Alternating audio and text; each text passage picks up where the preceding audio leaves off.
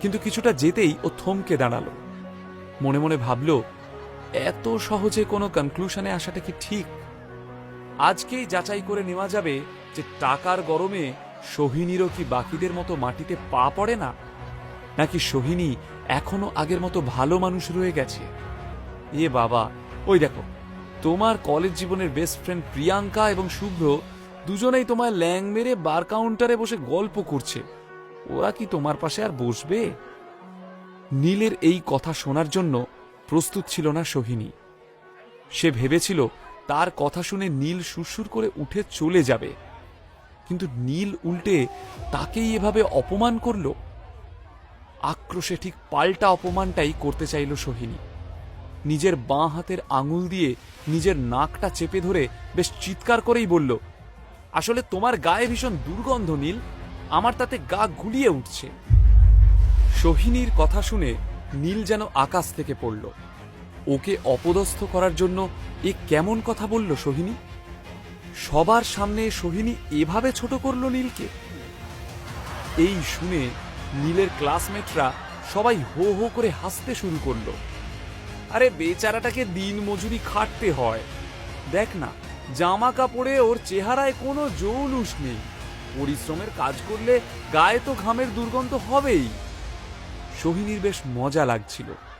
নিজের অপমানের আচ্ছা বদলা নিতে পেরেছে সে। নীলের বাকি বন্ধুরাও সোহিনীকেই সাপোর্ট করল। নীল স্তব্ধ হয়ে গিয়েছিল তার বন্ধুদের আচরণ দেখে। নীলের পোশাকে চাকচিক্যের অভাব, তাই তার বন্ধুরা তাকে এইভাবে তাচ্ছিল্য করছে, হেনস্থা করছে, এমনটা সে দুঃস্বপ্নেও ভাবেনি। হঠাৎই একজন এসে নীলের হাতটা ধরল এবং ভিড়ের বাইরে টেনে নিয়ে গেল তাকে। নীল সেই মুহূর্তেই বুঝতে পারল এটা তার স্কুল ও কলেজ জীবনের সব থেকে কাছের বন্ধু মিহির। কারণ এই কাজটা মিহির আজীবনই করে এসেছে। হ্যাঁ রে, বিয়ে করেও তোর সোহিনীর জন্য প্রেম গেল না? ফালতু চারটে খিস্তি খাওয়ার জন্য কেন ওর পেছনে ঘুরঘুর করছিস? আর সেই মুহূর্তেই অট্ট হাসি হেসে মিহির এবং নীল একে অপরকে জড়িয়ে ধরল।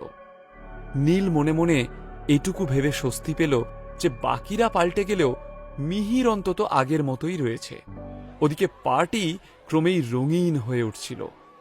এরই মধ্যে শুভ্র উঠে গিয়ে সোহিনীর হাতটা ধরে বলল, সোহিনী, তুই আজ বাদে কাল স্টার হতে চলেছিস, তো আজ আমাদের জন্য একটা স্টার পারফরমেন্স হয়ে যাক। কলেজের ফ্রেশার্স বা সোশ্যালে তো হেব্বি নাচ করতিস, প্লিজ সোহিনী। সোহিনী লাজুকভাবে প্রথমে না না করলেও সবার উৎসাহ দেখে ও আর নিজেকে আটকাতে পারল না। স্টেজে ওঠার পর যেই না সোহিনী কোমর দোলালো, অমনি ছেলেদের মধ্যে তুমুল আলোড়ন সৃষ্টি হল। না চাইলেও বারবার সেদিকে চোখ চলে যাচ্ছিল নীলের। হায় ভাই নীল, তোকে আর কি দোষ দেব? এমন একটা সুন্দরী গার্লফ্রেন্ড যদি আমার থাকতো, জীবনটা সার্থক হয়ে যেত রে বেটা, শেষে কিনা তুইও। তারপর মিহির আর নীল দুজনেই হো হো করে হেসে উঠল। নীল আরো কিছু বলতে যাচ্ছিল, কিন্তু তার আগেই ওর পকেটের ফোনটা বেজে উঠল। ফোনটা বের করেই চমকে উঠল নীল। কার ফোন যা দেখে চমকালো নীল? সোহিনীর প্রতি কি নীল আবার আকৃষ্ট হচ্ছে? এবার কি কোনো ত্রিকোণ প্রেমের গল্প শুরু হতে চলেছে আদ্রিতা, নীল এবং সোহিনীর মধ্যে? তাহলে কি আদ্রিতার ফ্যামিলি